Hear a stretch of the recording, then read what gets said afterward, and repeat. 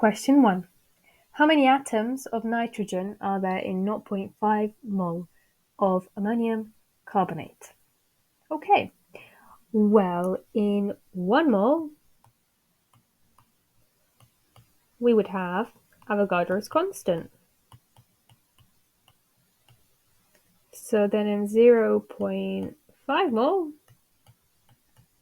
we would have half of that.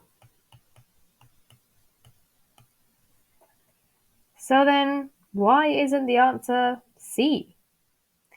Because the question is asking us how many atoms of nitrogen are there in this specific compound. It doesn't matter the name of the compound, but you're looking for the atoms of nitrogen, and in this compound we have 2. So that means that we then need to times this by 2. Had there been 3, we would have times it by 3. Had there been just 1, we would have left it at 3.01 times 10 to the power of 23. But there are 2, and so that gives us our answer of D. If you are very triangle oriented, if you love learning the equations via the triangle method, then I will insert the 3 triangles that you need to know for mole questions, for paper 1 specifically. Next question. Which solution neutralizes 50 centimeters cubed of 0.120 mole per decimeter cubed of sodium hydroxide? Okay. So we've got different acids here. And one thing you may notice is the number of hydrogens. We've got 3 hydrogens. We've got 4 hydrogens here. We've got 2 and 1.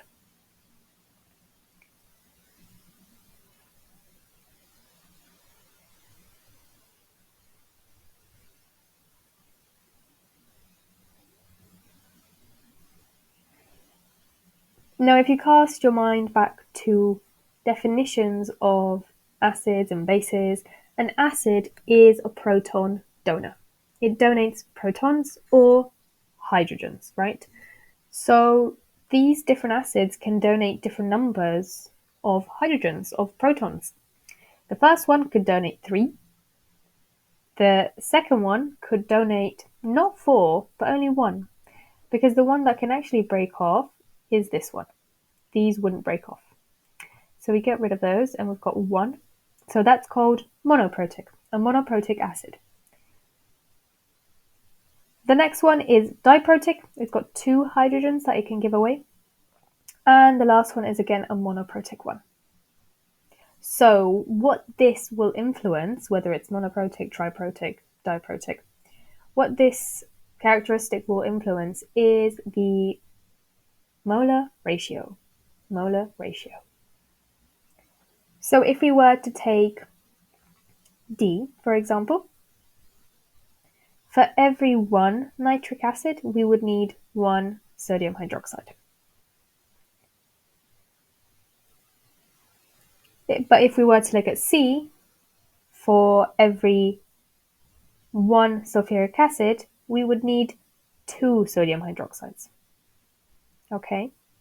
And then looking at A, for every 1 phosphorus acid, we would need, that's right, 3 sodium hydroxides. So here are the equations of these. So again, B and D, they are monoprotic. So you see the 1-to-1 ratio? That means that the concentration here would not be enough. So therefore we exclude D. It also means that the volume here would not be enough. So we exclude B as well.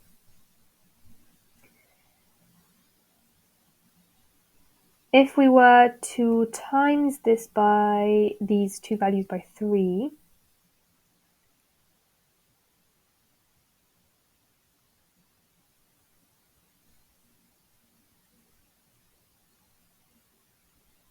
we would have enough of the concentration, but not enough of the volume. Because 12.5 times 3 is 37.5, and we need 50. We need 50 centimeters cubed. So then we also eliminate A, and we are left with C, where we need half the volume and half the concentration of sodium hydroxide's values. So we have half the volume, we've got 25 centimeters cubed, and we actually have the same concentration. So it's fine to have more, but you can't have less.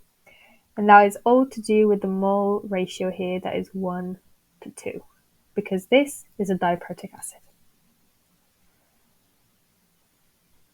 Next question. What is the pressure in PA inside a 1 meter cubed cylinder containing 10 kilograms of hydrogen gas at 25 degrees C? And we are given the gas law equation, and we've got to rearrange it. So if P times V equals N times R times T, if we only want P, then we've got to take V to the other side, and we do that by dividing it.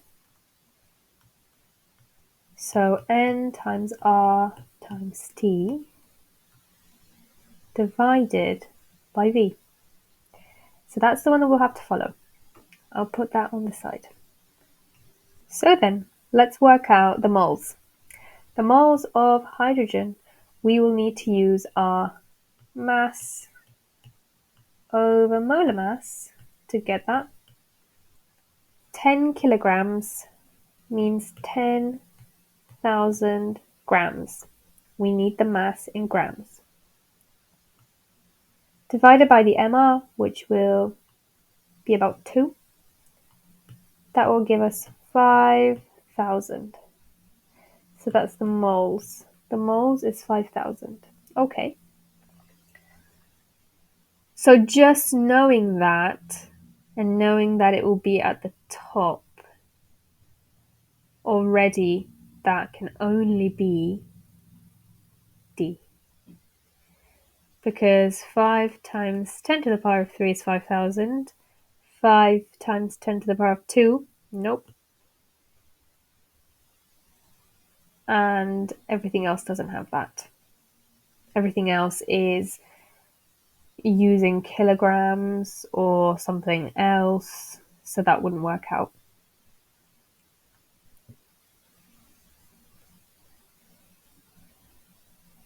A is wrong also because of the temperature. The temperature has to be in Kelvin, so we need to add 273 to that number. So if you were to work out the temperature first, that's one of the easiest things to look at. You would know it's either B or D. And then you've just got to work out whether it's 5 times 10 to the power of 2 or to the power of 3. Next question. A compound with MR 102 contains these percentages of carbon, hydrogen, and oxygen. What is its molecular formula? We can take the percentages as masses. So that would be carbon, hydrogen, oxygen, 58.8, 9.80, and 31. We will divide these by their AR. So that will be divided by 12, divided by 1, and divided by 16. This will approximately give you 5, approximately give you 10 if we were to round, and approximately give you 2. Because this is paper 1, we are not asked to be incredibly exact, and in fact that leads us to our answer, which will be C. Next question. What is the number of protons and the number of neutrons? For this, we would of course need the data booklet. For this, of course, we would need the periodic table to know the atomic number of iodine, which is 53. So that means there are 53 protons And neutrons will be 131 minus 53. That will be A. The graph represents the first 10 ionization energies of an element. What is the element? Okay.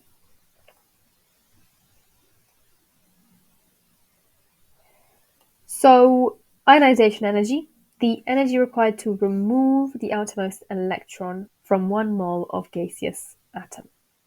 So, if we are removing up to 6 electrons and then have a huge jump to number 7, it means that after the 6 electrons have been removed, we have moved on to a different shell, right? So it's much harder to remove the next electron. So that means this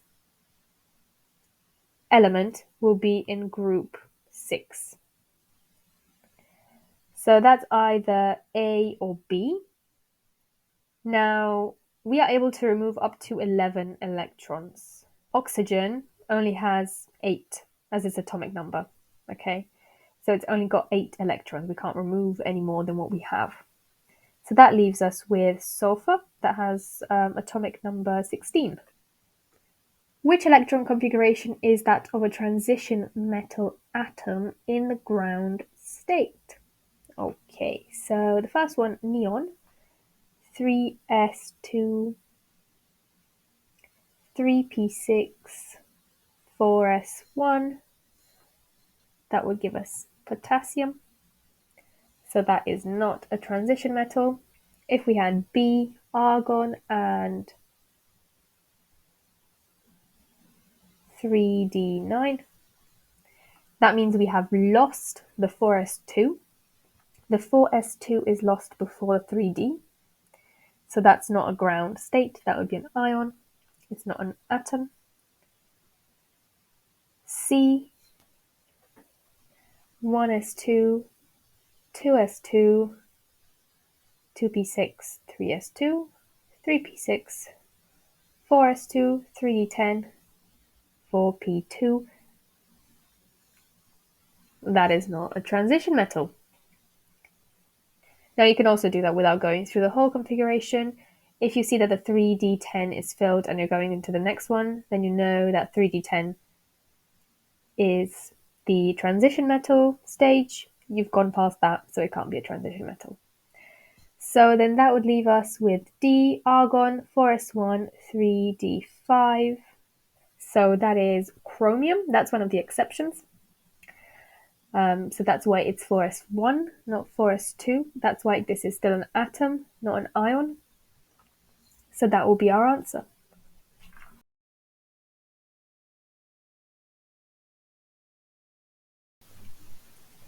Next one, which trends are correct across period 3? Okay, well this is the table that I liked to use. I memorized this and would just write it out in my exams for paper 1 when I needed just a quick reminder of what happens in each trend. So we have atomic radius at the top and ionic radius at the bottom. This is how I laid mine out, but you can do a different layout if you'd like. Atomic and ionic go down across the group. Everything else increases. So that means that I and I are correct. Now, as for melting point, the trend goes something like this.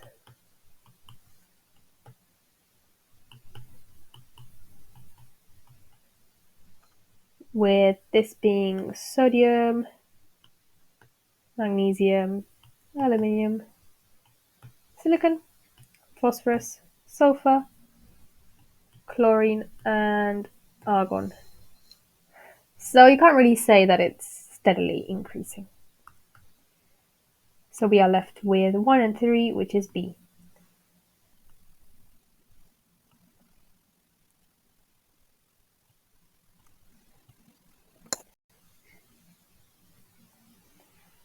Which oxide dissolves in water to give a solution with a pH below 7? Below 7.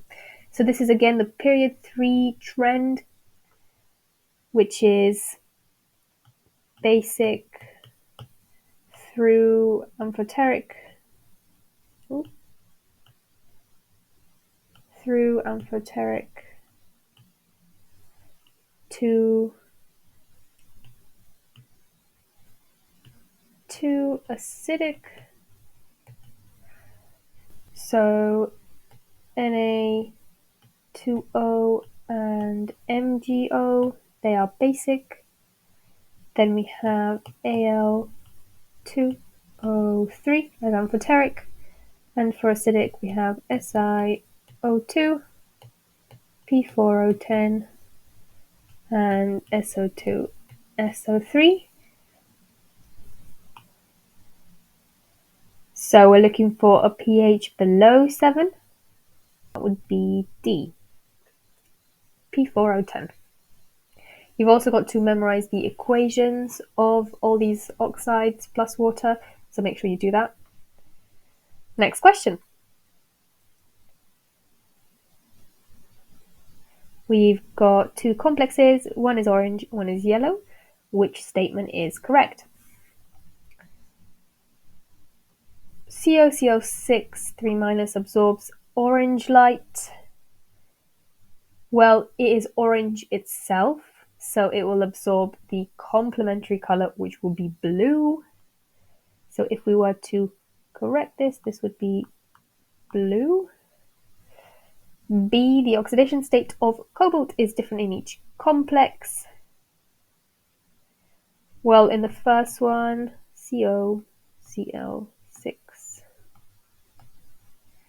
3-, we've got to get to 3-, we've got -6, so this will be +3, that will get us to 3-.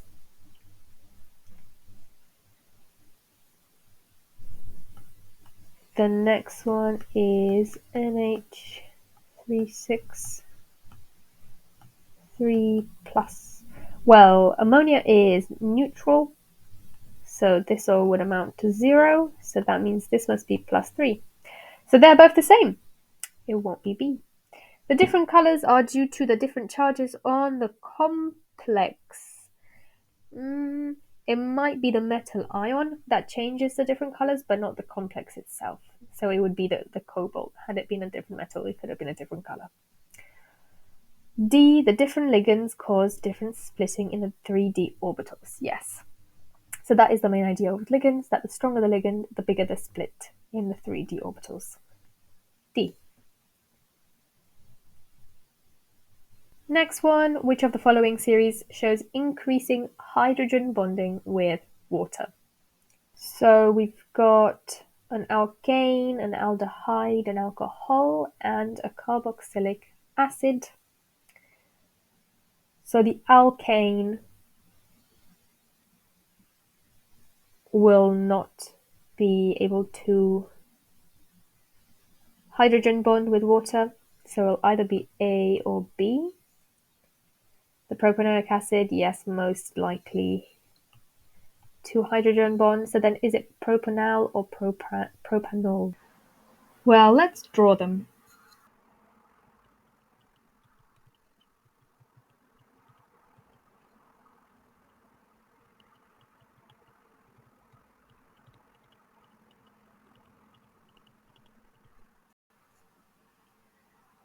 Now, a main difference that we notice is that the alcohol at the top has an OH bond, whereas the aldehyde at the bottom doesn't.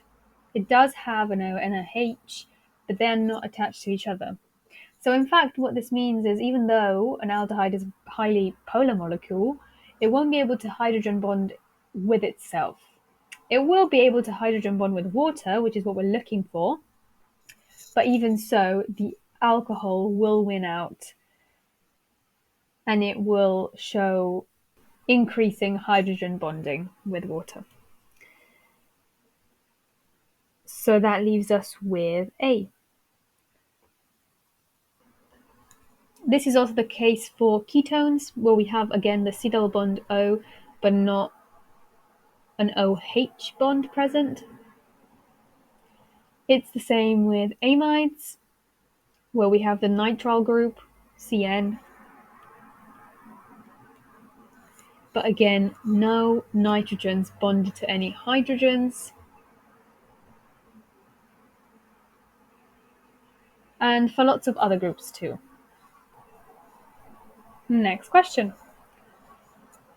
The electronegativity values of 4 elements are given. What is the order of increasing polarity of the bonds in the following compounds? Increasing polarity, so we're looking for increasing difference in the electronegativities. So the biggest difference here will be between C and F.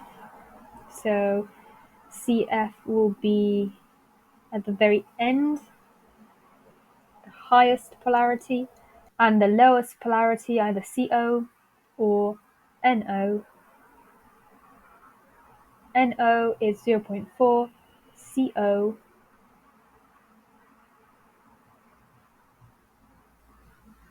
is 0.8. So that means it will be C. Next one, what is the hybridization state and electron domain geometry around the circled carbon, nitrogen, and oxygen atoms? Cool, well, looking at the carbon one, that carbon is attached to 3 hydrogens and a nitrogen. So then that carbon will be tetrahedral. It will also be sp3, because if you remember, we take 1 away, so we've got 4, and we're going to take 1 away, so that's sp3.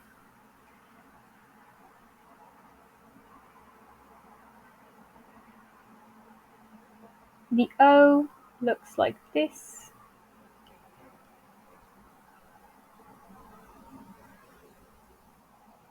So it cannot be linear. We've got 3 electron domains. Remember that an electron domain can be a single bond, a double bond, or a triple bond. So this will be trigonal planar. And sp2, because again we take 1 away. We've got 3 electron domains. We're taking 1 away. That's sp2. And so that leaves us with A.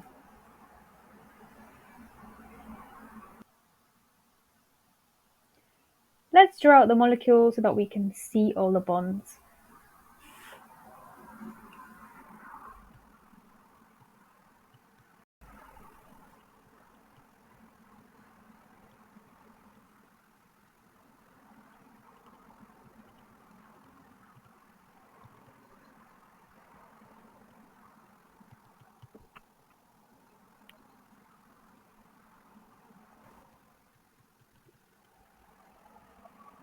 This pi bond at the top will have 2 pi bonds and 1 sigma.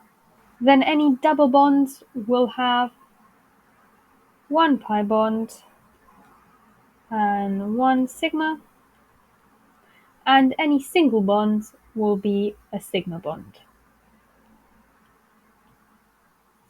So that would leave us with C. 16 sigma bonds, 6 pi bonds. So the 6 pi bonds come from 2 over here, 3, 4, 5, 6.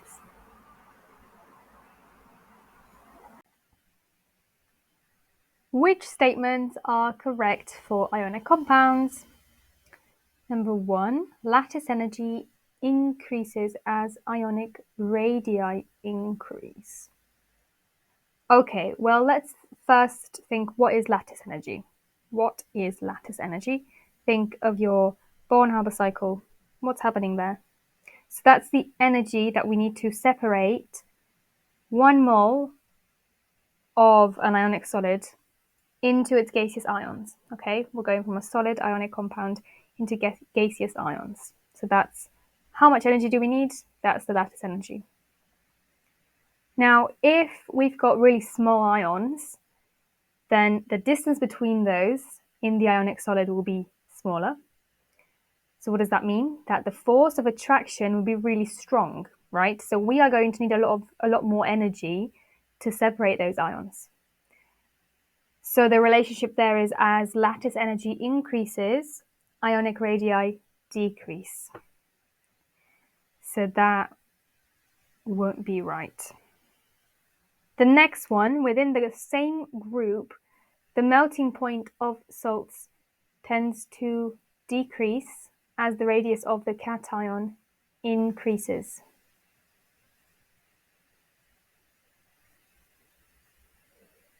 Well, let's think. If we have a salt with really closely packed ions, that's going to require a lot of energy to melt. But if we have a salt with larger ions, then we'll need less energy to reach that melting point.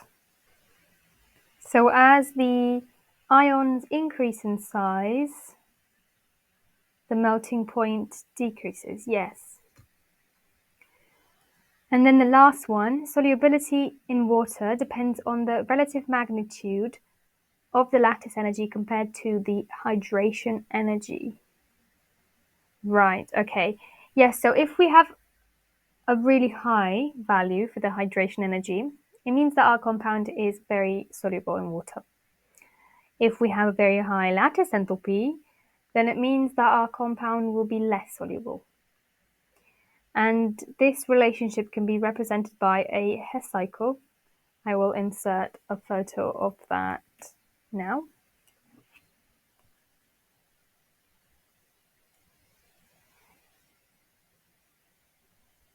So this is why you need to know all your definitions of lattice energy, of hydration enthalpy, of all those topic 5 definitions. They are worth knowing.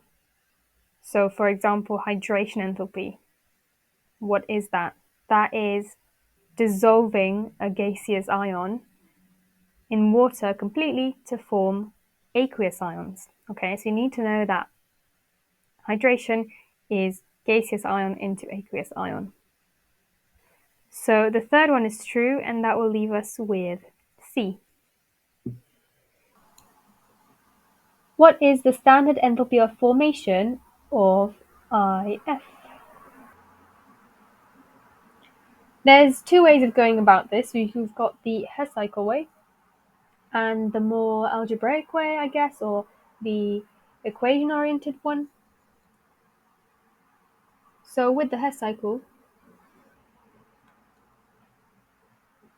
we're looking for the standard enthalpy of formation. So that means all the arrows will be going from the elements here, formation, to all of our compounds.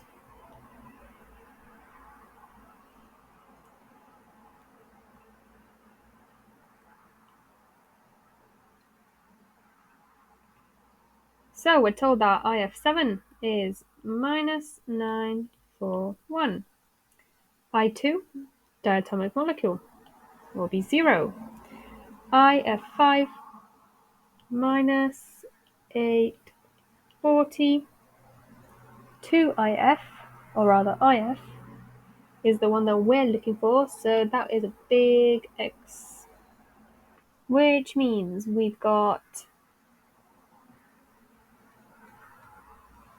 IF equals 2 plus 941. Why is it plus? Why is it not minus? Because our reaction happens this way. Yeah? So that means that we'll be going that way, following our arrows. So this one will be inverted. Okay, so it's plus 941 minus 840. That's still fine. We're going in that direction. We keep the minus. But we're also adding 2x. And that gives us minus 89.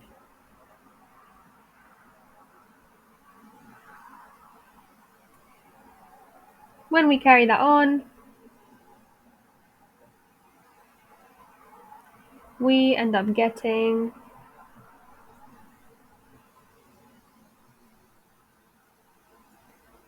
plus 101 plus 2x gives us minus 89. So we minus 101 from 89 and we get plus 2x equals minus 190. So x must therefore be minus 95. So that is the first method of using a Hess cycle, if you like doing that. If you prefer doing it the algebraic way, then that's when you would follow this equation.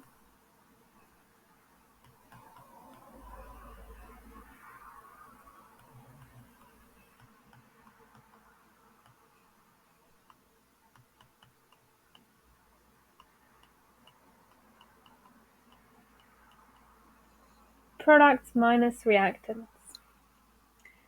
So that would be minus 89 equals, our products will be minus 840 plus 2x minus 941. Remember that this will turn into a plus. So when you take it to the other side, it will be a minus again.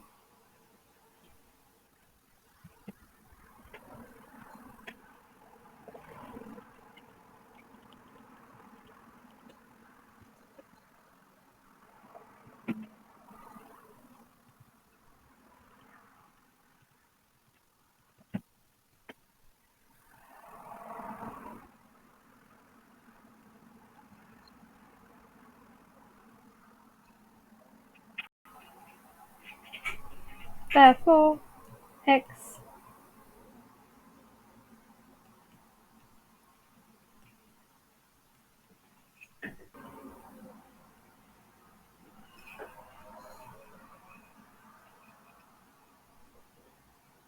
and so we get our minus 95.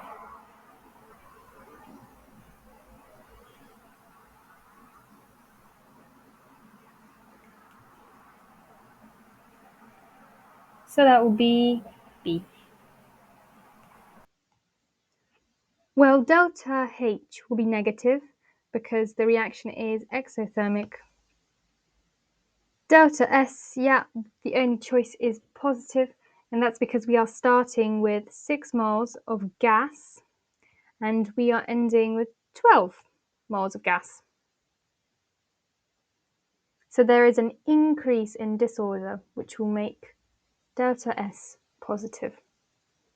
Now, will the reaction be spontaneous or non-spontaneous? Well, this is where we make use of the equation that goes like this. Delta G equals delta H minus T delta S. Now, if we've got delta H as negative, then we'll be minusing the positive delta S. We will be ending up with a negative delta G. Minus a plus, big negative number. So that will be spontaneous, which will be A. Next question. Which equation represents the lattice enthalpy of magnesium sulfides? So one thing that we know is that we'll be ending up with gases and ions. So it won't be A, it won't be D. Magnesium we know is in group 2, so it can't be B, which will leave us with C. So for this one, remember ions and gases. We obtain these gases thanks to atomization, and the ions thanks to the electron affinity and ionization energy. Make sure you know the steps of a Born-Haber cycle, because you may be asked in paper 2 to complete one or to use values from the data booklet in order to work out the lattice enthalpy or any other part of the cycle. The other thing I would mention is remember the factors that affect lattice enthalpy. One, we have the charges on the ions. And number 2, the ionic radii.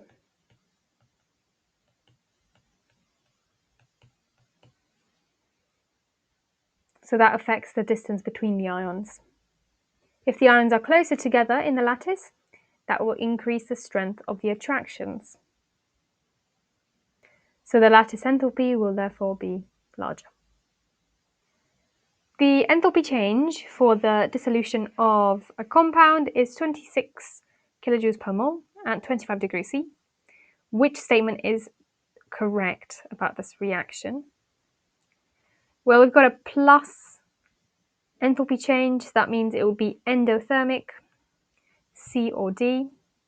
And solubility increases at higher temperature.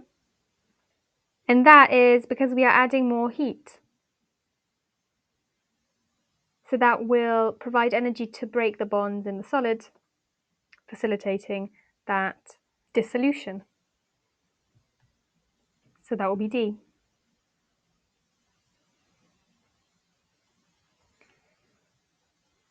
In the next one, we've got a diagram with the energy profile for a catalyzed and uncatalyzed reaction. So we are looking for the delta H and the activation energy for the catalyzed reaction. So that will be from here to here, this one.